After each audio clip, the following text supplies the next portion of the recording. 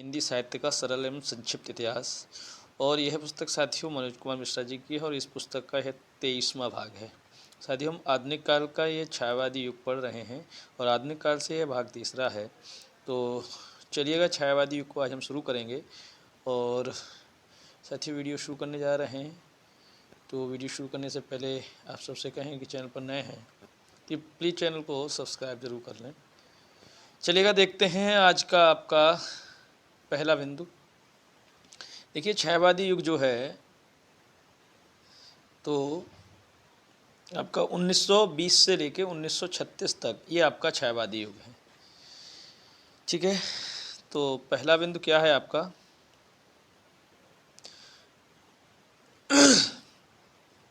1918 ईस्वी से 1938 ईस्वी तक यह डॉक्टर नगेन द्वारा कहा गया है कि जो छायावादी युग है वो 1918 से 1938 ईस्वी तक का है। कहें तो ये कितने वर्ष तक का, 20 साल का है। कालावधि इस युग की प्रारंभिक सीमा के संबंध में निम्न दो मत प्रचलित हैं। देखिए पहला मत ये है, दूसरा मत ये है। पहला मत आपका 1918 से प्रारंभ माना जाता है और दूसरा मत जो है वो 1920 से माना जाता है। देखिए छायावादी गुणों माने प्रवृत्तियों से युक्त सर्वप्रथम रचना झरना किसकी है, जो लेखक जयशंकर प्रसाद की है, का प्रकाशन कब हुआ है, 1918 से।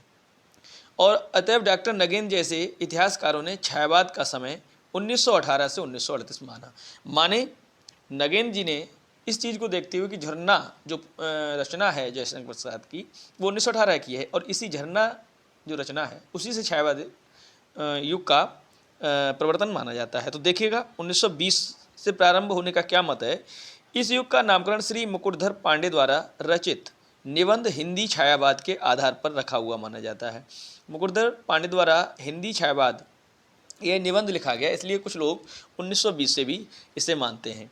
यह निबंध सर्वप्रथम जबलपुर से प्रकाशित होने वाली श्री शारदा पत्रिका में 1920 ईस्वी में प्रकाशित हुआ था।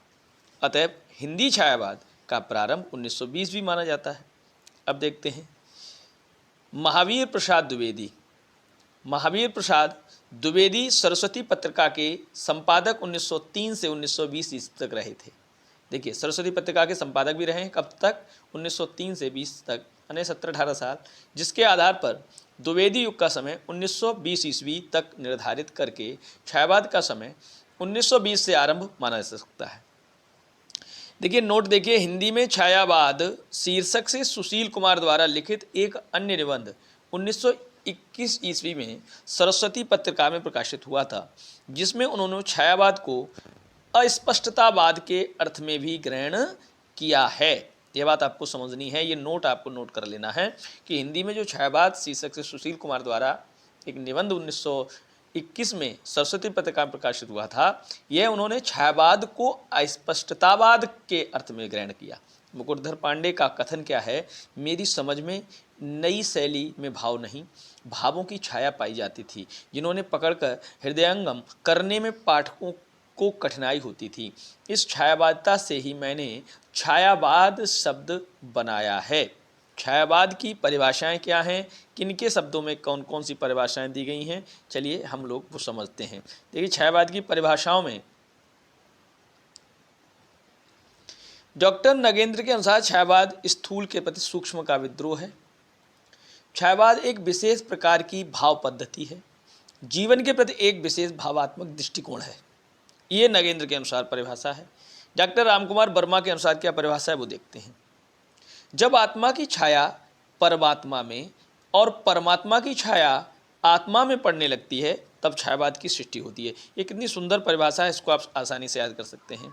जब आत्मा की छाया परमात्मा में और परमात्मा की छाया आत्मा में पड़ने लगती है वहीं छायावाद की सृष्टि होती है। अगला देखिए बिंदु, जयशंकर प्रसाद ने छायावाद की क्या परिभाषा दी है। जब वेदना के आधार पर स्वानुभूति अव्यक्त होने लगती है, जब वेदना के आधार पर स्वानुभूति अव्यक्त होने लगती है तब हिंदी में उसे छायावाद के नाम से अभिहित किया जाता है। महादेवी वर्मा के अनुसार छायावाद तत्वतः प्रकृति के बीच जीवन की उद्गीत है, उसका मूल सर्वात्मवाद है। छायावाद तत्वतः प्रकृति के बीच जीवन का उद्गीत है, उसका मूल सर्वात्मवाद है। रामचंद्र शुक्ल के अनुसार छायावाद का प्रयोग दो अर्थों में समझना चाहिए, एक तो रहस्यवाद के अर्थ में और दूसरा काव्य शैली या पद्धति विशेष के व्यापक अर्थ में। ठीक है, देखिए रहस्यवाद के अर्थ में आप समझ सकते हैं छायावाद को, और दूसरा काव्य शैली या पद्धति विशेष के व्यापक अर्थ में। अब परिभाषा श्री गंगा प्रसाद पांडे के अनुसार क्या है, इन्होंने भावलोक की प्रगति के 3 चरण माने हैं, वस्तुवाद, छायावाद, रहस्यवाद। अर्थात उनके शब्दों में छायावाद वस्तुवाद व रहस्यवाद के बीच की कड़ी है। गंगा प्रसाद जी ने छायावाद को वस्तुवाद और रहस्यवाद के बीच की कड़ी माना है। अब हम बात करेंगे डॉक्टर गणपति चंद्र गुप्त के अनुसार क्या है। डॉक्टर गुप्त ने छायावाद को स्वच्छंदतावाद कहते हुए कहा कि स्वच्छंदतावाद एक विशेष प्रकार की मानसिक चेतना है जिसमें व्यक्ति अंतर्मुखी होकर बाह्य जगत की अपेक्षा अंतर जगत को, बौद्धिकता की अपेक्षा भावात्मकता को, यथार्थ की अपेक्षा कल्पना को, सत्य की अपेक्षा सौंदर्य को, परंपरा की अपेक्षा नूतनता को एवं संघर्ष की अपेक्षा प्रेम को अधिक महत्व देने लगता है।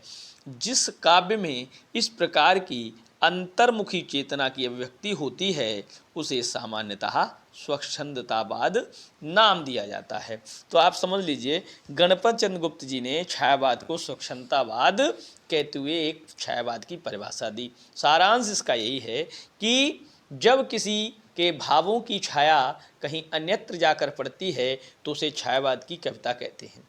जब किन्हीं भावों की छाया कहाँ पड़े, कहीं अन्यत्र जाकर पड़े, दूसरी जगह जाकर पड़े, वहाँ छायावाद की कविता कहते हैं। जैसे कहो कौन तुम दमयंती सी स्तर के नीचे सोई, आहा तुम्हें भी त्याग गया क्या अल नल का सा निष्ठुर को ही। सुमित्रानंदन पंत की इन पंक्तियों को देखते हैं छाह के बारे में, परंतु इसका अर्थ निकल रहा है नारी स्वातंत्र के बारे में। अतएव यह छायावादी कविता मानी जा सकती है। बात किसी के आधार पर कही जाती है लेकिन कहीं अन्यत्र जाकर उसको समझा जा सकता है ना, अर्थ निकाला जा सकता है, वही छायावाद है। अब देखिए छायावाद के विविध अर्थ क्या हैं, देखते हैं। छायावाद के विविध अर्थ विविध विद्वानों के द्वारा छायावाद के विविध अर्थ ग्रहण किए जाते हैं। देखिए विद्वान है ये और ये इनका अर्थ है। मुकुटधर पांडे छायावाद को रहस्यवाद मानते हैं, महावीर प्रसाद द्विवेदी अन्योक्ति पद्धति मानते हैं और आचार्य रामचंद्र शुक्ल शैली व चित्र, मधुचर्या और चित्र भाषा शैली ये छायावाद का अर्थ मानते हैं। नोट, आचार्य रामचंद्र शुक्ल ने छायावाद का संबंध ईसाई संतों के फेंटे समाटा माने छायाभास शब्द से जोड़ा है। उन्होंने इसे चित्र भाषा शैली कहा है। वे इसे रवीन्द्रनाथ टैगोर की कविता के प्रभाव से आया हुआ मानते हैं। नंदुलारे वाजपेयी वक्त सौंदर्य से आध्यात्मिक छाया का भान बताते हैं। तो ये आप सबकी परिभाषाएं, वहीं आप इसको समझ सकते हैं और ये जो नोट है इसको आप नोट कर सकते हैं। संतों के फेंटे समाटा छायाभास शब्द से इनका जोड़ना है और चित्रभाषा शैली का इसमें कहा है। ठीक है, इसे रवीन्द्रनाथ टैगोर की कविताओं के प्रभाव से वे भी जोड़ा मानते हैं।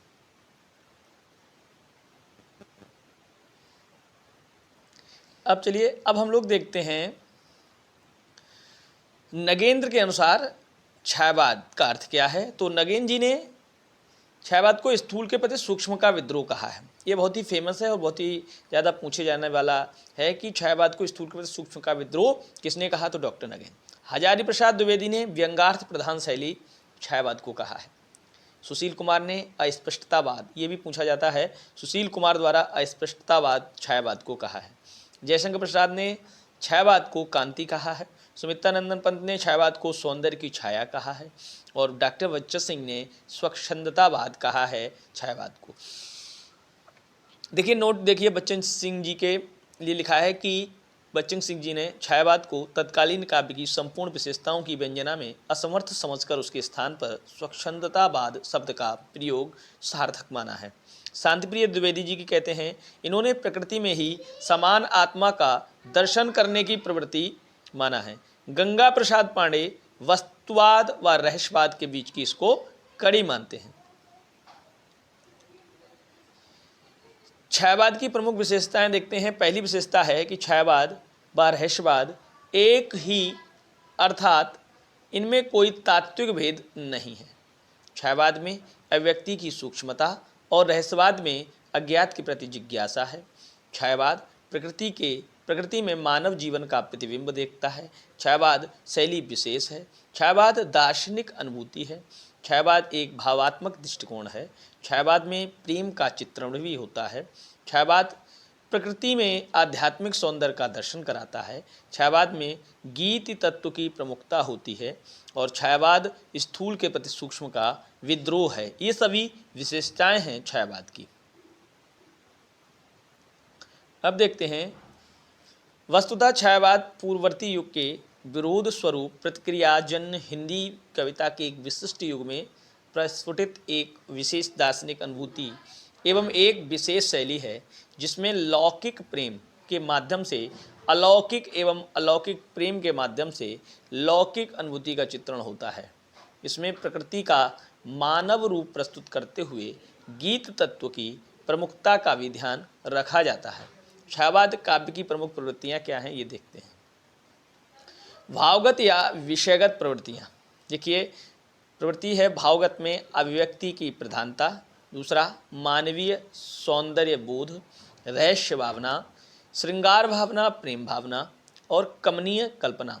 इसके अलावा प्रकृति के रम्य रूपों की रचना, प्रकृति के साहचर्य, दार्शनिकता, कला पक्ष की प्रधानता, वेदना की विवृत्ति, राष्ट्रीयता की भव्य भावना, मानवतावाद की स्थापना, नारी का भव्य स्वरूप, भावातिरेक व नैराश्य, व्यक्तिकता और स्वच्छंदता की मनोवृत्ति, ये सभी छायावाद काव्य की प्रमुख प्रवृत्तियां हैं। इसके अलावा देखते हैं, विचारगत प्रवृत्तियां हैं, सांस्कृतिक व सामाजिक चेतना और समन्वय का संदेश। इसके अलावा पीड़ित विश्व की सेवा का संदेश। शिल्पगत प्रवृत्तियां क्या हैं? आत्म अभिव्यक्ति अर्थात में उत्तम पुरुष शैली का प्रयोग हुआ है। शिल्पगत प्रवृत्तियों की बात करते हैं तब ललित कोमल कांत पदावली का प्रयोग हुआ है, मुक्त छंद शैली का प्रयोग हुआ है, मुक्त अलंकारों का प्रयोग हुआ है और प्रतीकों का भरपूर प्रयोग है। शिल्पगत प्रवृत्तियां ये हैं। विचारगत प्रवृत्तियां आपकी ये बता दी और इसके अलावा आपकी भावगत या विषयगत प्रवृत्तियां क्या हैं वो भी हम बता दिए। अब बात करेंगे आचार्य नंद दुलारे वाजपेयी के अनुसार छायावाद की बृहत्त्रयी तीन बड़े कवि जयशंकर प्रसाद मानवीय भूमि की प्रधानता, सुमित्रानंद पंत कल्पना की प्रधानता, सूर्यकांत त्रिपाठी निराला बुद्धि तत्व की प्रधानता। ये आप याद रखेंगे। नंद दुलारी वाजपेयी ने छायावाद की तीन जो बड़े कवि हैं उनकी प्रवृत्तियां बताई हैं। जयशंकर प्रसाद मानवीय भूमि की प्रधानता बताते हैं, सुमित्रानंद पंत कल्पना की प्रधानता और सूर्यकांत त्रिपाठी निराला बुद्धि तत्व की प्रधानता। आचार्य नंदुलारे वाजपेयी द्वारा 1931 ईस्वी में प्रसाद, पंत और निराला पर अलग अलग निबंध लिखकर उन्होंने छायावाद की बृहत्त्रयी की घोषणा की थी। तो छायावाद की बृहत्त्रयी ये नंदुलारे वाजपेयी के अनुसार है। छायावाद की लघुत्रयी में तीन छोटे कवि प्रतिपादक डॉक्टर रामकुमार वर्मा हैं। देखिए, लघुत्रयी की बात करेंगे डॉक्टर रामकुमार वर्मा, बृहत्त्रयी की बात करेंगे नंदुलारे वाजपेयी। तो लघुत्रयी कौन कौन है छायावाद के? एक तो महादेवी वर्मा है, डॉक्टर रामकुमार वर्मा है और भगवती चरण वर्मा है। याद रखना आप लोग, ये जो है ऐसे पूछ लिया जाता है। बृहत्त्रयी में कौन कौन कवि हैं? जयशंकर प्रसाद, सुमित्रानंद पंत और सूर्यकांत त्रिपाठी निराला। और प्रधानता इनमें किन किन विशेषताओं की है? तो मानवीय भूमि की, कल्पना की और बुद्धि तत्व की। किसकी है ये भी याद रखना है आपको। इसके अलावा जब छायावाद की लघुत्रयी की बात करेंगे तो ये तीनों वर्मा तो हैं, लेकिन महादेवी, डॉक्टर रामकुमार और डॉक्टर भगवती चरण। छायावाद की लघुत्रयी में कुछ इतिहासकार भगवती चरण वर्मा के स्थान पर माखनलाल चतुर्वेदी भी मानते हैं। तो याद रखना, भगवती चरण वर्मा के अनुसार माखनलाल चतुर्वेदी जी भी माने जाते हैं। अब हम बात करेंगे छायावाद के चार प्रमुख कवियों के दार्शनिक मत। जयशंकर प्रसाद प्रत्यभिज्ञा दर्शन, आनंदवाद और समरसतावाद इनके दार्शनिक मत हैं। सुमित्रानंद पंत अरविंद दर्शन है, सूर्यकांत त्रिपाठी निराला का अद्वैत वेदांत दर्शन और माधवी वर्मा का बौद्ध दर्शन। ये चार प्रमुख कवियों के दार्शनिक मत हैं। जयशंकर प्रसाद ने अपने में प्रत्यभिज्ञा दर्शन, आनंदवाद और समरसता का बात कही है। और सुमित्रानंद पंत ने अरविंद दर्शन, और सुरका त्रिपाठी निराला जी ने अद्वैत वेदांत दर्शन, और माधवी वर्मा जी ने बौद्ध दर्शन। अब हम बात करेंगे विविध इतिहासकारों आलोचकों के मतानुसार छायावाद के प्रवर्तक। आचार्य रामचंद्र शुक्ल के अनुसार मैथिषण गुप्त व मुकुटधर पांडे हैं छायावाद के प्रवर्तक। आचार्य रामचंद्र शुक्ल जी के अनुसार हैं। प्रभाकर माचवे व विनय मोहन शर्मा के अनुसार माखनलाल चतुर्वेदी हैं। नंदुलारे वाजपेयी के अनुसार सुमित्रानंद पंत हैं। और इलाचंद जोशी व गणपत चंद्र के अनुसार जयशंकर प्रसाद हैं। ये आप याद कर लेंगे किसके अनुसार कौन कौन छायावाद के प्रवर्तक हैं।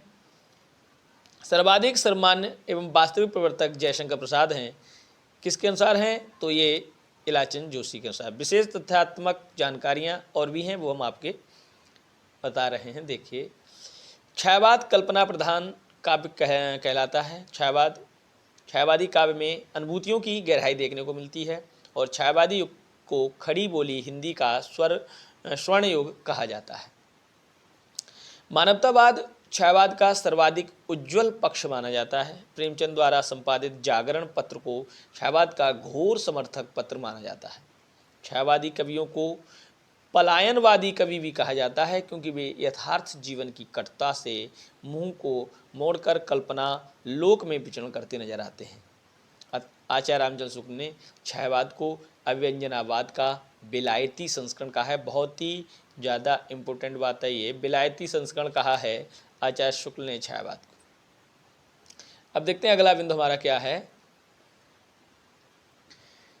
आचार्य नंदुलारे वाजपेयी ने छायावाद के समर्थन में कई लेख लिखे थे, जो भारत नामक पत्रिका में प्रकाशित हुए।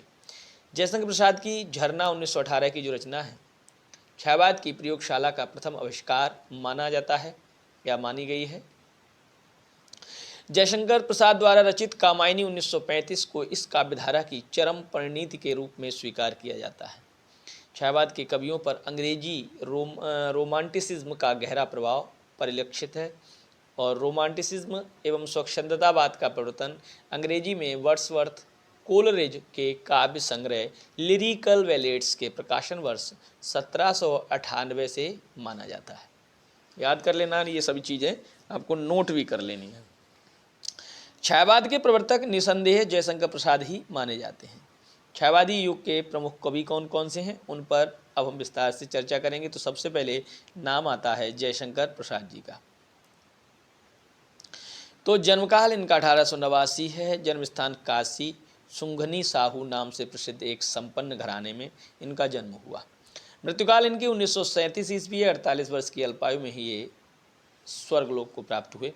प्रमुख रचनाएं प्रेम पथिक 1905, 1913। यह रचना पहले 1905 ईस्वी में ब्रज भाषा में रची गई थी, बाद में 1913 ईस्वी में से खड़ी बोली में रूपांतरित किया गया था।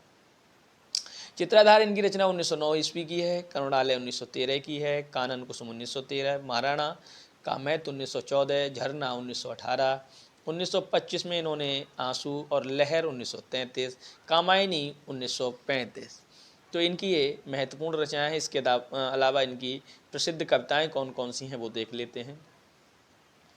उर्वशी 1909 ईस्वी की कविता है। बनमिलन 1909, प्रेमराज 1909, अयोध्या का उद्धार 1910, शोकोच्छ्वास 1910 और बब्रू वाहन 1911, कल्पना सुख 1909, विदाई 1909, नीरव प्रेम 1909 और विसर्जन 1909 की रचना है। सर्वप्रथम छायावादी कविता खोलो द्वार इनकी सर्वप्रथम छायावादी कविता है। यह कविता 1914 में इंदु पत्रिका में प्रकाशित हुई थी। ब्रजभाषा में कलाधर उपनाम से रचित सर्वप्रथम कविता सावन पंचक 1906 ईस्वी का है। महत्वपूर्ण रचनाओं के संबंध में विशेष तथ्य हैं। देखिए, चित्राधार के बारे में हम पहले जानते हैं। चित्राधार, इसमें प्रसाद जी की प्रारंभिक जीवन में विविध पत्र पत्रिकाओं में छपी कविताओं को संकलित किया गया है। इसके 2 संस्करण प्राप्त होते हैं। प्रथम संस्करण में इनकी ब्रजभाषा व खड़ी बोली दोनों में रचित कविताओं का संकलन तथा द्वितीय संस्करण में केवल ब्रजभाषा में रचित कविताओं का संकलन किया गया है। विषय वस्तु की दृष्टि से इसमें निम्न 4 प्रवृत्तियां हैं। देखिए 4 प्रवृत्तियां कौन कौन सी हैं चित्राधार में। पहली है पौराणिक एवं ऐतिहासिक विषयों का इतिवृत्तात्मक शैली में वर्णन। दूसरी आपकी प्रवृत्ति है प्रकृति का स्वतंत्र रूप में चित्रण। और तीसरी है प्रेमानुभूतियों की व्यंजना। चौथी है भक्ति भावना की अभिव्यंजना। अब देखते हैं इस कविता संकलन में प्रसाद जी द्वारा रचित निम्न प्रसिद्ध कविताओं का संकलन किया गया है। अयोध्या का उद्धार, वन मिलन, प्रेम राज्य, कल्पना सुख, विदाई, नीरव प्रेम, विसर्जन। इसमें 1906 ईस्वी से 1909 ईस्वी के मध्य रचित रचनाओं का संकलन है। चित्राधार में अब बात करेंगे प्रेम पथिक। यह काव्य पहले ब्रजभाषा 1905 में लिखा गया था, किंतु आगे चलकर 1913 में इसे खड़ी बोली में परिवर्तित कर दिया गया। यह एक छोटा सा प्रबंध काव्य है। प्रेम पथिक प्रबंध काव्य है जो प्रणय भावनाओं से ओतप्रोत है। इसकी विषय वस्तु श्रीधर पाठक द्वारा अनुदित एकांतवासी योगी से मिलती जुलती है। दोनों में ही प्रेमी प्रेमिका से एक आश्रयदाता है तो दूसरा पथिक। दोनों में ही पथिक अपने निराश प्रेम की कहानी सुनाता है और अंत में श्रोता कोई और नहीं वही व्यक्ति सिद्ध होता है जिसके लिए पथिक दुखी है। अगली रचना है वो हम बात करेंगे महाराणा का महत्व। यह एक लघु ऐतिहासिक खंडकाव्य है। ऐतिहासिक खंडकाव्य कहेंगे इसे। इसमें महाराणा प्रताप की उदारता का चित्रण है। एक बार महाराणा प्रताप की सेना के लोग एक मुस्लिम रमणी को बंदी बना लाते हैं। यदि वह रमणी उसी अब्दुल रहीम खान खाना की पत्नी थी जो उन पर आक्रमण करने आया था, पर वे उसे सम्मानपूर्वक लौटा देते हैं। इस प्रबंध काव्य की शैली में ओज गुण की प्रधानता है। कानन कुसुम यह इनका एक कविता संग्रह है और इसमें 1909 से 1913 तक के मध्य रचित स्फुट कविताओं का संकलन किया गया है। ये कविताएं पहले इंदु पत्रिका में छपती थीं। इसकी अधिकांश कविताओं का विषय परम तत्व, कहीं कवि अपने आराध्य की प्रार्थना में लीन है तो कहीं उसके करुणा कुंज के वैभव का वर्णन करता है। अब इसमें और भी तथ्य हैं। इस संग्रह में प्रसाद जी की निम्न प्रसिद्ध कविताएं संकलित हैं। ग्रीष्म का मध्याह्न, नव वसंत, रजनीगंधा, सरोज, चित्रकूट, श्री कृष्ण जयंती, कुरुक्षेत्र, वीर बालक। यह इनकी खड़ी बोली की कविताओं का प्रथम संग्रह माना जाता है, कानन कुसुम। अब हम बात करेंगे झरना। यह प्रसाद जी का एक गीत संग्रह है। इसके गीतों में प्रसाद जी की भावनाएं विभिन्न रूपों में बिखरी हुई हैं। यथा एक और इसमें प्रकृति की मंजुल मनोहर मूर्ति का चित्रण सजीव रूप में हुआ है तो दूसरी ओर वह प्रणय की कोमलतम अभिव्यक्ति से भी परिपूर्ण है। प्रसाद जी का छायावादी दृष्टिकोण इसी रचना में सर्वप्रथम उजागर हुआ है। अधिकांश इतिहासकार इसी रचना को प्रथम छायावादी रचना मानते हैं। आंसू यह प्रसाद जी का एक स्मृति काव्य है। यह एक ब्रही हृदय के सहज स्वाभाविक उच्छ्वास के रूप में प्रस्तुत है। और देखिए आंसू के बारे में और क्या क्या कहा गया है। कथानक की रूपरेखाएं इसमें स्पष्ट रूप से दृष्टिगोचर नहीं होती, किंतु फिर भी अतीत की स्मृतियों की अभिव्यंजना इसमें योजनाबद्ध ढंग से हुई है। आरंभ में कवि पाठक को संबोधित करके अवकाश भला है किनको सुनने की करुण कथाएं अपनी करुण गाथा सुनाने के लिए उपयुक्त पृष्ठभूमि तैयार करता है। आंसू का प्रथम संस्करण 1925 ईस्वी में प्रकाशित हुआ था एवं द्वितीय संशोधित संस्करण 1933 में प्रकाशित हुआ। द्वितीय संस्करण में प्रथम 64 छंद अधिक हैं। इसे हिंदी का मेघदूत भी कहा जाता है और इसे हिंदी का मेघदूत काव्य भी कहते हैं। और यह आपके कौन सा था काव्य? आंसू। अब बात करेंगे लहर। यह भी इनका एक कविता संग्रह है, गीत काव्य इसे कहेंगे। इसमें आंसू 1925 से लेकर 1933 तक की कविताओं का संकलन किया गया है। इस काव्य में प्रसाद जी की गीत कला का उत्कृष्ट रूप दिखाई देता है। इन गीतों में कहीं तो प्रकृति के सौंदर्य का वर्णन है तो कहीं प्रणय की तीव्र अनुभूति का, कहीं करुणा की अभिव्यक्ति है तो कहीं रहस्यवादी संकेत दिखाई देते हैं। पूर्ववर्ती रचनाओं की भांति इसमें भी प्रेम, प्रकृति, रहस्य, जीवन दर्शन और ऐतिहासिक पौराणिक विषयों का निरूपण है। बात करेंगे कामायनी, तो कामायनी इनकी बहुत महत्वपूर्ण आपका महाकाव्य है। यह प्रसाद जी की अंतिम एवं सर्वश्रेष्ठ रचना मानी जाती है। यह एक प्रबंध काव्य है जिसमें आदि पुरुष मनु की जीवन गाथा का वर्णन किया गया है। इस काव्य में मुख्यतः 3 पात्र हैं, मनु, श्रद्धा और इड़ा, जिनका प्रतीक विधान निम्नानुसार है। देखिए पात्र देखते हैं और ये प्रतीक हैं। मनु जो पात्र है वो मन का पात्र है, श्रद्धा जो है हृदय का पात्र है, और इड़ा बुद्धि का है, और अन्य पात्र अकुलित किरात ये आसुरी शक्तियां हैं, और कुमार इसमें मानव है।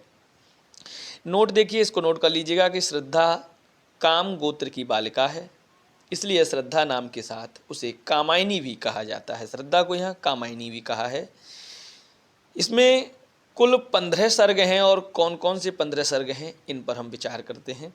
देखिए पहला है चिंता, इसको आप ये प्रथम हो गया आपका, दूसरा आशा, तीसरा श्रद्धा, चौथा काम, पांचवा वासना, लज्जा, कर्म, ईर्ष्या, और इड़ा स्वप्न, संघर्ष, और निर्वेद, दर्शन, रहस्य और आनंद। आखिरी आपका आनंद है, और पहला है चिंता।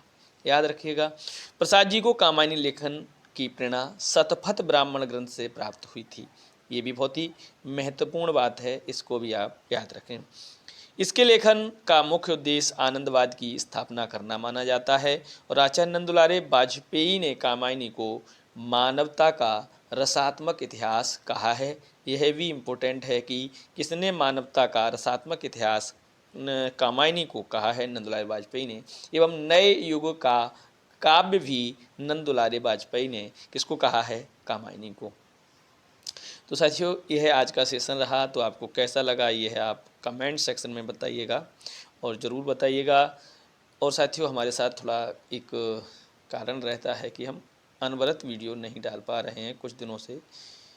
वो कारण सच में आपको बताएं तो मेरा कुछ दिन से एग्ज़ाम था, और उसके अलावा एग्ज़ाम के अलावा मेरी वर्कशॉप चल रही थी, उसमें मैं थोड़ा 20 दिन से लगभग व्यस्त था। लेकिन अब कोशिश है कि आपको अनवरत में क्लास देता रहूँगा। और आपको ये वीडियो कैसा लगा बताइएगा। इसके अलावा लाइक करें, साथियों तक शेयर करें, और चैनल पर नए हैं तो प्लीज़ सबसे पहले आप चैनल को सब्सक्राइब भी कर लें।